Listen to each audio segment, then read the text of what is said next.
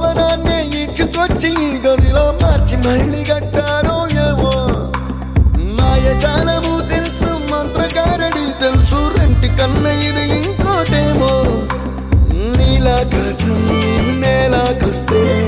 ఇట్టాగే ఉంటాదో ఏమో ఈ సంతోషం దాచాలంటే